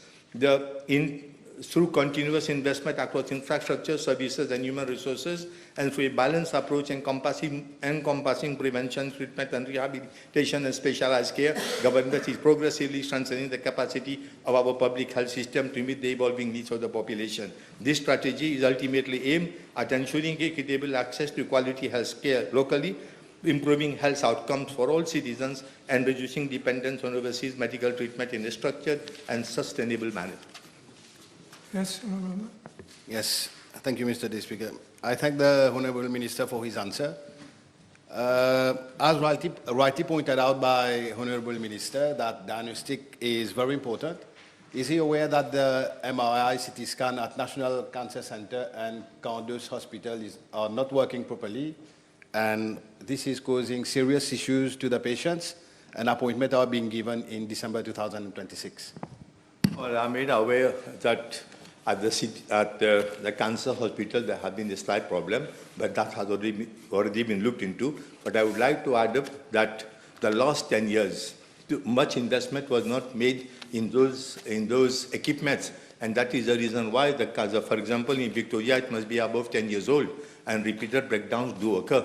But we have taken the decision, probably in the forthcoming budget, we have to change. We are going to have 1 additional MRI, a new MRI, to be set up in Victoria Hospital. Honourable Third Member for Port-Louis North and Port-Talon. Merci, Monsieur le Vice-président. B538, s'il vous plaît. Monsieur le Vice-président. La CWR m'informe que la région de Bois-Pignolet, située dans la circonscription numéro 4 Pau-Luino-Montagne-Longue, compte un total de 836 abonnés. La conduite de distribution principale le long de la route principale de Bois-Pignolet est constituée d'un vieux tuyau en amiante ciment de 100 mm, sujet à des ruptures fréquentes en raison de son âge, de son état, provoquant ainsi des fuites. Suite à plusieurs plaintes, la Central Water Authority a récemment traité 3 fuites importantes détectées sur la conduite de distribution principale. 2 autres fuites mineures ont également été détectées et seront réparées d'ici fin avril. Donc, si c'est réparé ou sera réparé dans les jours à venir, 2026. Monsieur le Vice-président, j'ai également été informé par la CWA que dans le but d'améliorer la fiabilité de l'approvisionnement en eau dans la région à long terme, environ 1,2 km de tuyaux de long de la route principale de Bois-Pignolet seront remplacés dans le cadre du phase 2 du programme de remplacement de tuyaux financé par la ligne de crédit indienne, les 1,2 milliard de roupies que nous avons reçus de l'État indien. Donc, l'attribution du contrat pour les travaux de remplacement des tuyaux est prévue pour septembre de cette année-ci. Yes. Je remercie le ministre pour sa réponse. Juste pour lui dire que la situation cause pas mal d'inconvénients à tous ces abonnés, ces habitants de Bois-Pignolet. Ma question, c'est est-ce qu'il peut transmettre un message au niveau de la CWA pour que ces fuites, où il y a pas mal de perditions actuellement, puissent être réparées dans un délai assez rapidement pour soulager la situation actuelle au niveau de Bois-Pignolet. Merci. Ouais, Monsieur le Président, je note et je transmettrai, mais je dois dire aussi que ces tuyaux en amiante ciment, des tuyaux datant plus de 60 ans, bon, c'est difficile parce que si nous mettons, je l'ai dit l'autre jour, si nous mettons trop de pression dans les lignes, les tuyaux s'effritent, se cassent. Si nous mettons pas suffisamment de pression dans les tuyaux, certaines personnes en hauteur n'arrivent pas à voir l'eau. Donc, c'est pour cette raison que nous sommes obligés d'envoyer des camions citernes. Donc, je vais transmettre. Mais j'ai posé la question, moi aussi, pour demander pourquoi est-ce qu'on ne répare pas. Nous préférons réparer les grosses fuites et laisser pour un petit peu plus tard les petites fuites. Donc, nous sommes un peu divisés en ce qui concerne la réparation, quand il y a pas mal de fuites dans cette région. Donc, nous espérons très vite remplacer ces tuyaux avec l'aide indienne et je suis sûr que la situation va s'améliorer. Renewable second member for Grand Pudo. Thank you, Deputy Speaker. Sir, B539. Mr. Deputy Speaker, sir, I would like to thank the Honourable Member for the question. I'm informed that Mauritius Telecom has introduced e-billing as part of its green initiatives. This implies that customers can receive their bill in electronic forms instead of paper or by email or SMS. Enabling e-billing for mobile, prepaid, postpaid services and fixed telephony were implemented in 2021 and 2022. And I'm further informed that e-billing is being implemented across fixed and mobile services. Customers who do not have access to emails may actually opt for SMS e-bill, while paper bills remain available on request and can be collected free of charge at the outlets. Assistance is also being given to customers through hotline over and above the outlets, offering options such as SMS notifications, as we just mentioned, especially for elderly and vulnerable, because we know they are constrained. Today, 82% of customers receive their bills electronically. The remaining customers, including businesses and certain government services, they still receive their paper bills. In fact, since 2022, there have been 3,540 complaints with regards to bills around fixed line services. However, these customers, they prefer paper bills, and those requests have been addressed. I'm also informed that there are no recorded cases where customers were penalized. And this is a substantive part of the question, Mr. Deputy Speaker, sir, because there's a question around whether they have been penalized. So they have not been penalized. In fact, customers are given 30 days to pay their bills, and a penalty of 10% can be applied. However, for requests for waiving, Mauritius Telecom is giving due consideration to requests in cases which are genuine. The requests are being acceded to. And further information, I'm sure, will provide suggestions to Mauritius Telecom, because they have an independent board, for them to make information available with regards to the vulnerable and the old people. Thank you. Supplementary? Thank you. Yeah, thank you, Deputy Speaker, sir. Will the Honourable Minister propose a procedure to apply for a waiver on a retroactive basis, especially for the senior citizen and vulnerable person? Thank you for this supplementary question, Honourable Member. We will certainly convey this message to the board of Mauritius Telecom for them to give effect to the request. Thank you, Mr. Deputy Speaker, sir. Thank you. The Honourable Third Member for Flacq. Thank you, Deputy Speaker, sir. B540. Mr. Deputy Speaker, sir, in regard to the proposed setting up of a cultural desk that would act as a one-stop shop for concert organizers and artists, I wish to inform the House that this project is a key measure set out in the government program 2025-2029 and a priority for government. Mr. Deputy Speaker, sir, since taking office, I have ensured that substantial progress has been made towards the implementation of this project. The cultural desk is being developed by my ministry with the technical support of the Economic Development Board, using the National Electronic Licensing System as its digital backbone. I am pleased to inform the House that a mock-up of the online platform has already been developed and will finalize after addressing some challenges identified during this exercise. Mr. Deputy Speaker, sir, it is important to underline that this project is a complex and multi-layered exercise. It requires the integration and collaboration of a wide range of stakeholders across several ministries, departments and institutions, including the Police Department, local authorities, the Mauritius Fire and Rescue Services, the Ministry of Health and Wellness, the Tourism Authority, the Beach Authority, the Ministry of Labour and Industrial Relations, the Mauritius Sport Council, the Mauritius Society of Authors, and Mauritius Multi-Sports Infrastructure Limited. At present, the system governing the organization of concert is highly fragmented. Event organizers are required to obtain up to 15 clearances from multiple institutions through manual processes and physical submissions. In case of incomplete applications, organizers are required to restart the process, thereby creating delays and placing an additional burden on artists. This has, over time, discouraged many operators in the sector and constrained the organization of cultural events. Mr. Deputy Speaker, in order to ensure that the cultural desk effectively addresses these shortcomings, extensive consultations had to be carried out with all stakeholders concerned.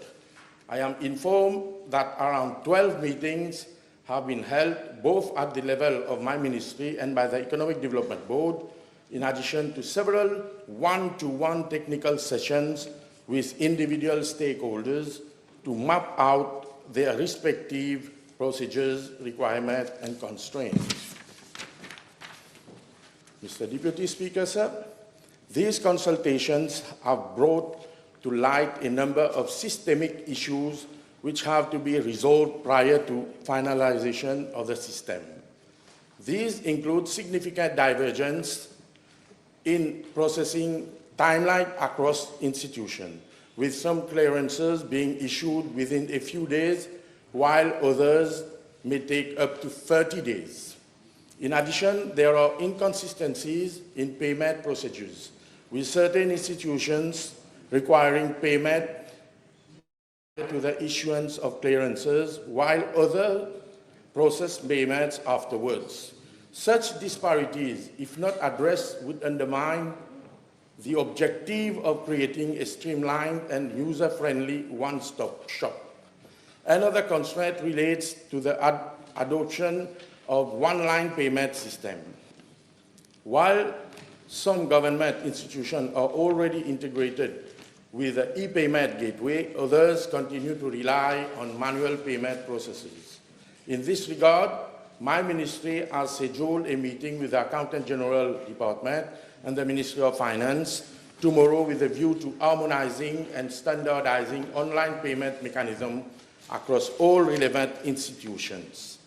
Mr. Deputy Speaker, sir, in parallel, procedures will be harmonized, timelines standardized, and operational requirements aligned across institutions.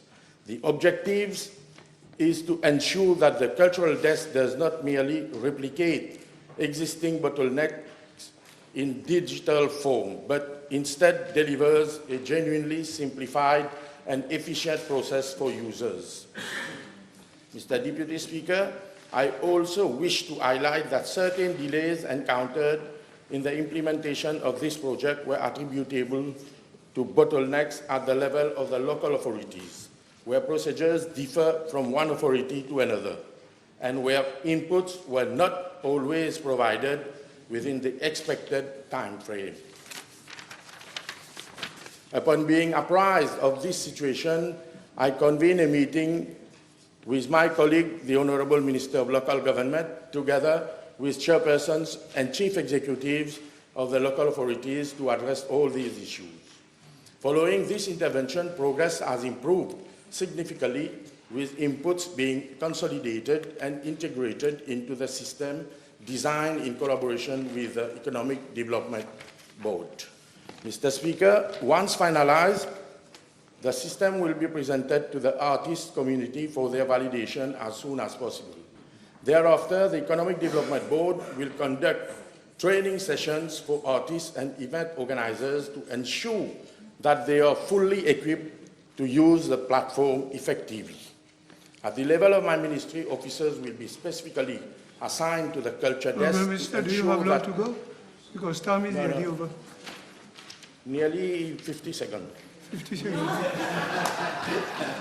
At the level of my ministry, officers will be specifically assigned to the culture desk to ensure that the system remains fully functional and operational, and to provide direct assistance to artists in case of any problems for the electronic filing of application on the platform. Let me be very clear, this reform is long overdue. For years, artists and event organizers have been calling for a one-stop shop to facilitate the organization of cultural events. Their appeals were not adequately addressed by the previous government. On the contrary, the process became increasingly restrictive, with authorizations for public concert often difficult to obtain, thereby adversely affecting livelihood across the creative sector. This government has taken a deliberate and firm decision to change that. We are putting in place a modern, transparent, and efficient system that will remove unnecessary barriers, restore confidence, and enable our artists and cultural entrepreneurs to fully express their talent and contribute to the growth of our creative economy. Mr. Deputy Speaker, sir, my ministry remains fully committed to ensuring that the cultural desk becomes a truly facilitative, user-friendly, and transformative tool for the cultural sector. The time is over. The table has been advised that the following PQs have been withdrawn. B556, B559, B550, B554, B560, B544, B545, B562, B547, B553, B557, B542, and B561.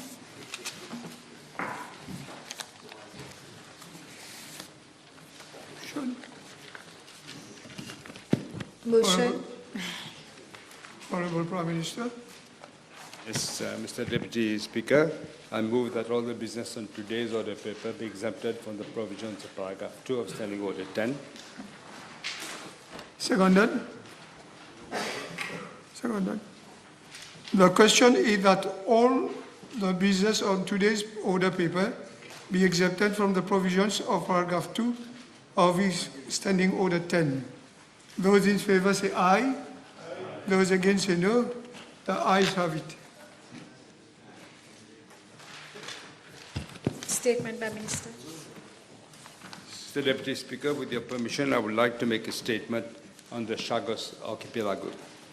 In my reply to the private notice question of last Tuesday, the 21st of April 2026, I referred to the decision of the UK government not to proceed in the House of Lords with a bill titled Diego Garcia Military Base and British Indian Ocean Territory Bill, which it had introduced with a view to ratifying the agreement between Mauritius and the United Kingdom concerning the Chagos Archipelago, including Diego Garcia. I wish to keep the House informed of further developments. On the 22nd, the UK Prime Minister's National Security Advisor, who reiterated the commitment of the United Kingdom to the agreement on the Chagos Archipelago despite this decision of the UK government. I explained to Mr. Powell that my government would in due course review the situation and take a decision on the way forward accordingly.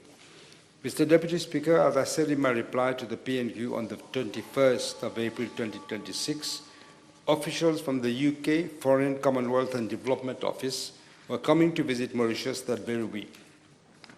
Mr. Robbie Bullock, Director of Overseas Territories and Polar Directorate at the UK Foreign, Commonwealth and Development Office, together with the lead negotiator, Mr. Peter Candler, Mr. Paul McNell, the legal director of that department, came to Mauritius last week at the request of the UK government.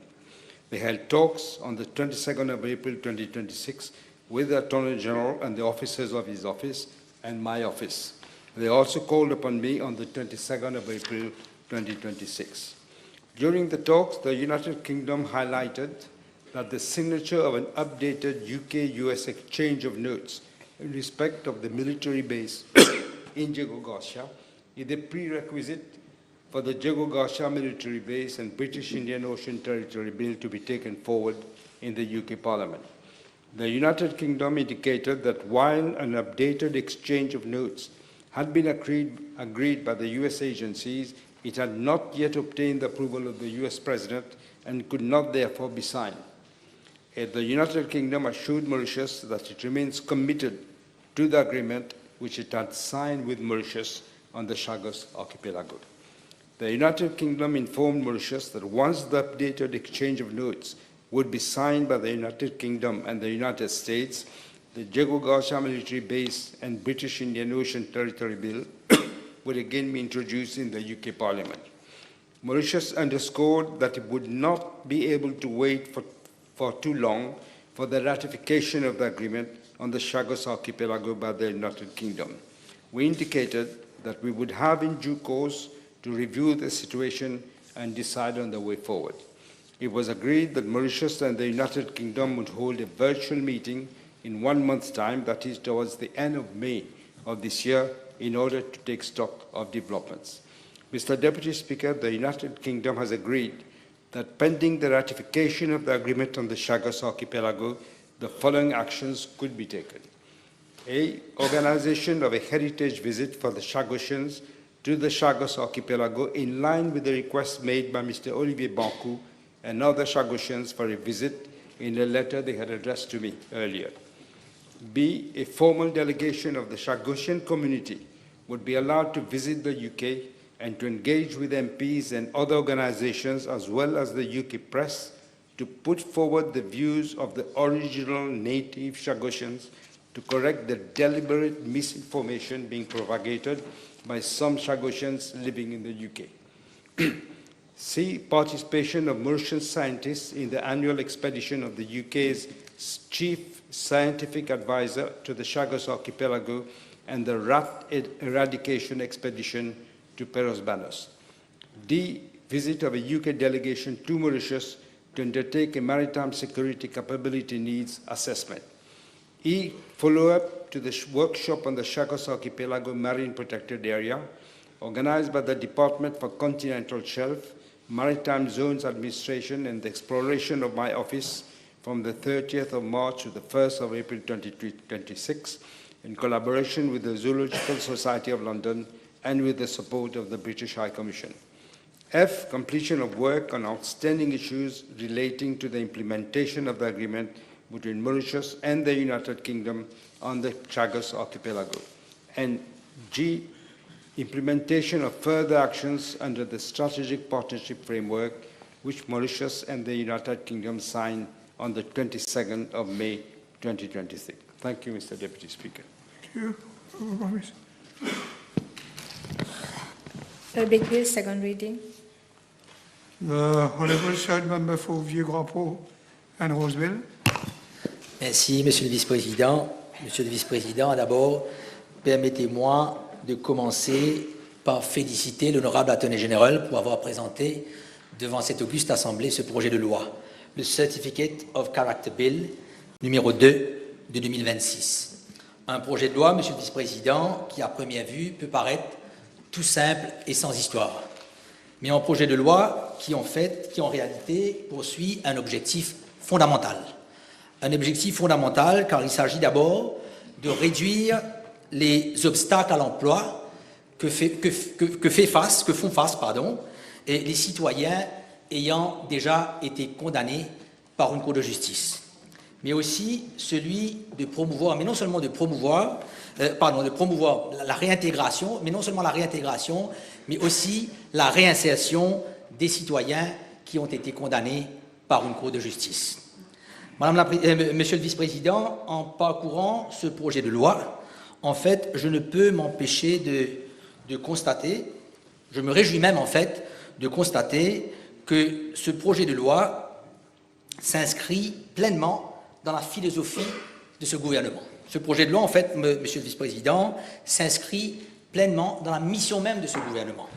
Et en préparant mon discours pour aujourd'hui, je n'ai pas pu, en fait, j'ai pris le soin de parcourir un petit peu le Government Programme, le document qui a été lu par son Excellence le Président de la République en janvier de l'année dernière, et je vais me permettre, allow me, Mr. Deputy Speaker, sir, to quote a very short extract of this document, which is at page 21, paragraph 44 of the Government Programme 2025-2029. I quote, "It is the conviction of government that our country needs a social pact to reimagine our future together as one people, as one nation. Government aims at a qualitative leap towards a more inclusive society where the needs, rights, dignity, and a sense of humanism of our people shape the social system of the Republic." And the last bit, Mr. Deputy Speaker, the most important one, "Fundamental reforms will be brought to the outdated social security and social integration operational system of the country." Monsieur le Vice-président, this bill, in fact, ce projet de loi, the Certificate of Character Bill, in my very humble view, is in fact a concrete step precisely in this direction, Mr. Deputy Speaker, sir.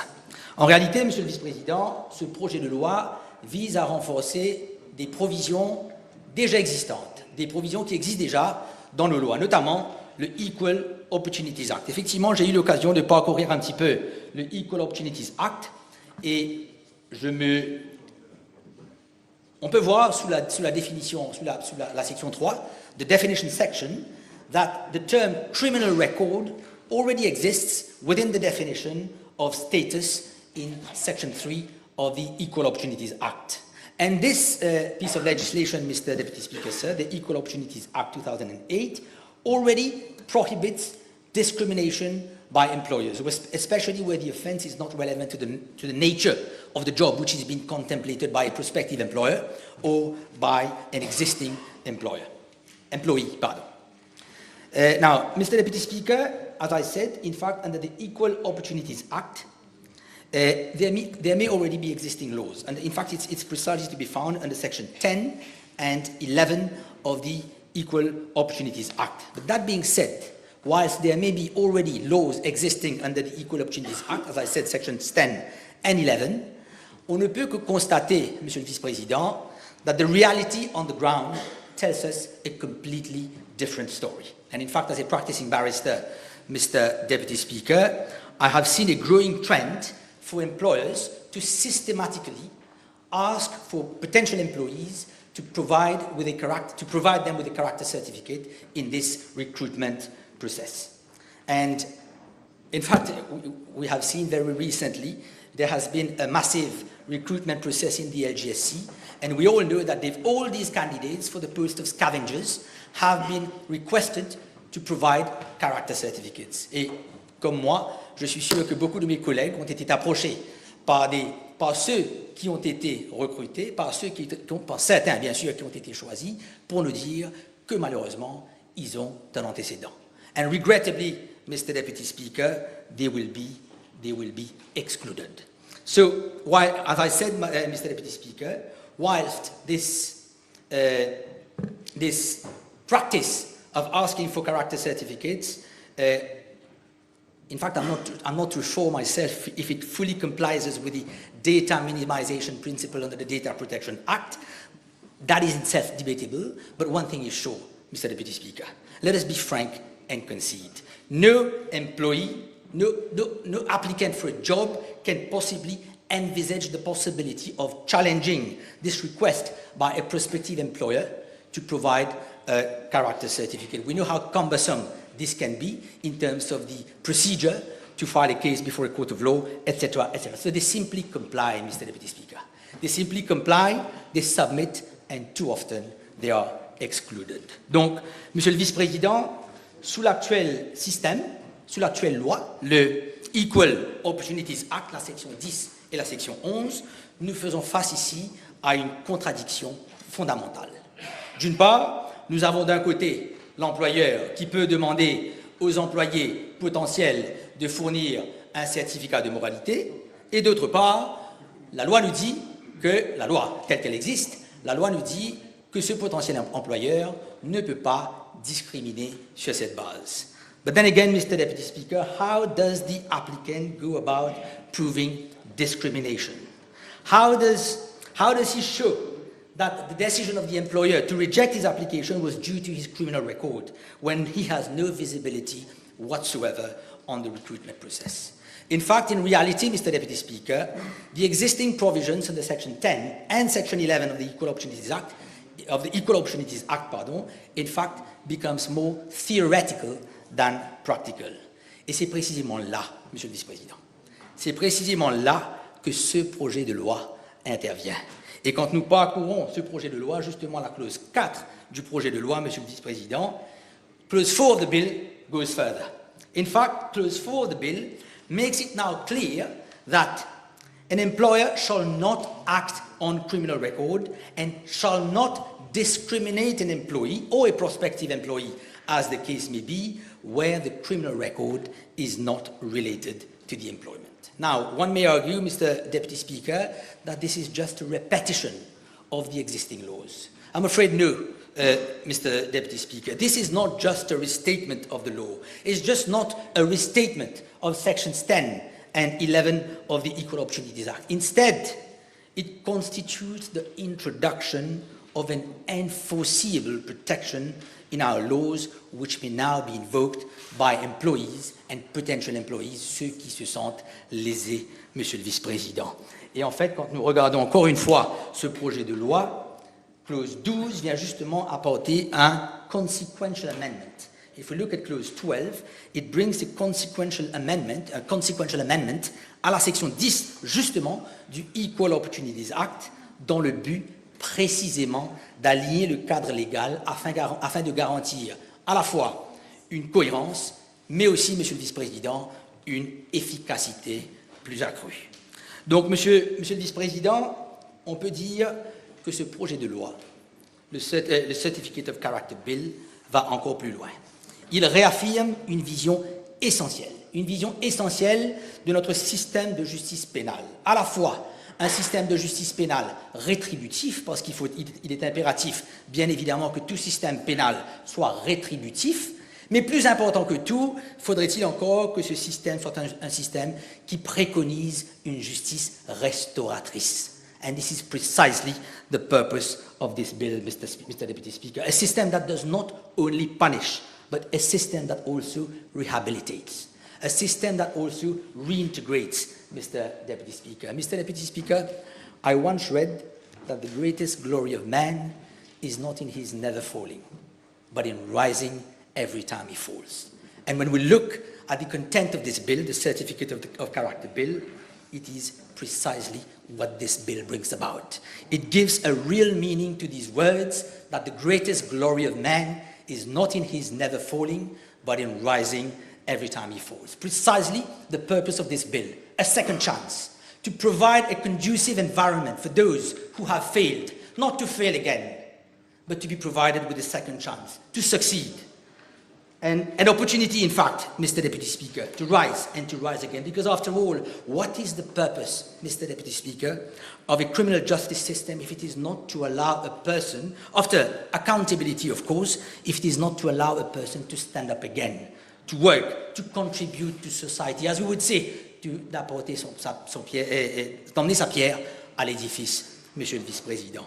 Et dans la même foulée, Monsieur le Vice-président, ce projet de loi, la clause 5 plus particulièrement, nous apporte des réponses concrètes, des paramètres tangibles, notamment, comme je dis, sous la clause 5, qui préconise une augmentation du seuil des amendes qui passe maintenant de 5 000 roupies à 50 000 roupies, et une réduction du délai qui passe maintenant de 5 ans à 2 ans. Un chiffre beaucoup plus juste, Monsieur le Vice-président. Un chiffre beaucoup plus juste et qui reflète la réalité, the exigencies of the Mauritian society. So under this bill, Mr. Deputy Speaker, sir, in fact, the combined effect of what is sought to be attained under this bill is abundantly clear, Mr. Deputy Speaker. Under this bill, a minor offence cannot, should not, and will not follow a person for life. In fact, after a reasonable period of time, the person ought to be able to move forward without being permanently defined by his past. Monsieur le Vice-président, nous ne pouvons maintenir un système où un citoyen de ce pays est victime de son passé. Comme dit le français, Monsieur le Vice-président, le passé est un cadavre qu'il faut enterrer, mais il peut néanmoins nous servir d'exemple afin de mieux bâtir l'avenir. Et c'est justement ce que préconise ce projet de loi, Monsieur le Vice-président. Il est essentiel, ici, de souligner que ce seuil s'applique non seulement à l'amende qui est imposée, puisque l'article en question, la clause en question, prévoit une amende à la hauteur de 50 000 roupies. Et il est important ici de préciser que ce seuil s'applique à l'amende qui est réellement infligée, c'est-à-dire bien qu'une offense peut prévoir une peine maximale de 500 000 roupies, ce qui sera pris en considération, c'est l'amende qui sera imposée par une cour de justice. Et cela garantissant, Monsieur le Vice-président, non seulement une appréciation plus juste, mais aussi plus individualisée par la Cour. Monsieur le Vice-président, je tiens aussi à saluer une disposition particulièrement importante, mais aussi particulièrement avant-gardiste de ce projet de loi, la clause 5G, celle qui prévoit, Monsieur le Vice-président, qu'aucune condamnation ne figurera sur un certificat de moralité lorsque l'infraction a été commise avant l'âge de 18 ans. Bien sûr, sauf pour les infractions plus graves qui sont prévues sous le first schedule. Et là, je me réjouis de l'annonce qui a été faite par l'honorable attorney général la semaine dernière, qui avait revu justement à la baisse la liste d'offenses figurant sur le first schedule que nous accueillons justement. Donc cette provision, Monsieur le Vice-président, sous la clause 5G, qu'aucune condamnation, comme je dis, ne figurera sur un certificat de moralité lorsque l'effraction a été commise avant l'âge de 18 ans, this in itself, Mr. Deputy Speaker, comprises a very powerful and necessary safeguard. Parce que nous reconnaissons, et nous devons justement reconnaître une réalité très simple, Monsieur le Vice-président. Nous faisons tous des erreurs, surtout les jeunes en particulier. Les jeunes font tous des erreurs. Qui peut prétendre ici n'avoir jamais commis d'erreurs de jeunesse. Nous faisons tous des erreurs, Monsieur le Vice-président. Mais ce qui est très important, c'est que le plus important, l'essentiel en fait, c'est que ces erreurs ne doivent en aucun cas devenir une condamnation à vie. Je vois le regard amusant et amusé de l'honorable, mon camarade, mon collègue, l'honorable Bichouk, qui en dit long, Monsieur le Vice-président. Et a mistake in youth, Mr. Deputy Speaker, a mistake in youth should not close the door to a future in adulthood. Et c'est précisément ce que préconise cette section, cette clause, la clause 5G, que j'accueille favorablement, Monsieur le Vice-président. Monsieur le Vice-président, avant de terminer, sur une autre note, j'aimerais bien faire état d'une situation. Pas plus tard que la semaine dernière, j'avais adressé une question à l'honorable docteur Arvin Boulel par rapport à la situation des pêcheurs de ma circonscription, a question which unfortunately could not be reached due to time constraint. Et pas plus tard que la semaine dernière, j'avais adressé cette question justement par rapport à la situation des pêcheurs de ma circonscription et à travers l'île, des pêcheurs qui sont contraints de produire un certificat de moralité afin de se procurer d'une carte, a fisherman card, qui est émise yes, par le ministère. Donc ces pêcheurs, Monsieur le Vice-président, sont des gens simples, des gens honnêtes, des gens qui travaillent, qui ont les mêmes aspirations que nous tous, de gagner leur vie et de subvenir aux besoins de leur famille. Et ces pêcheurs, Monsieur le Vice-président, il n'est pas rare, il n'est pas habituel qu'ils aient à un moment ou un autre de leur vie et qu'ils aient eu une condamnation pour une infraction simple. Monsieur le Vice-président, ne serait-il pas absurde, ne serait-il pas injuste qu'un pêcheur condamné pour un simple cas de larcin, un simple cas de simple larceny, de simple assault, qu'il soit lésé, qu'il soit privé de sa carte de pêcheur uniquement pour cette raison. Évidemment, sa carte de pêcheur et tous les bénéfices, tous les avantages qui y sont liés. Donc, Monsieur le Vice-président, vous conviendrez certainement qu'une personne comme lui, qui essaye de gagner sa vie, ne représente absolument aucun danger pour la sécurité maritime, aucun danger pour la sécurité de ce pays, et pour la sécurité des citoyens de ce pays, pardon.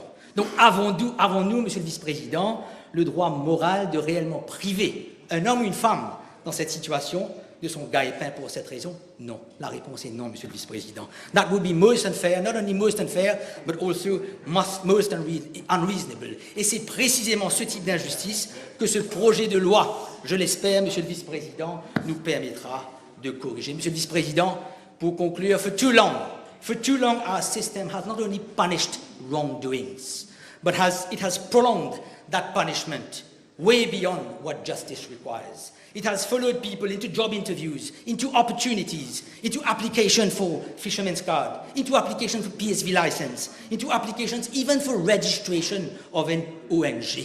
Bref, into one's desperate and legitimate attempts to rebuild his life after a failure. Monsieur le Vice-président, en guise de conclusion, je dirais ceci. Ce projet de loi n'est pas simplement une réforme technique. It's a statement of principle, a reflection of the philosophy of this government, a reflection of the social policy of this government, that justice must be fair, that punishment must be proportionate, and that every citizen of this country deserves a second chance. And this is precisely, Mr. Deputy Speaker, that I support this bill. Thank you very much. I suspend the sitting for half an hour.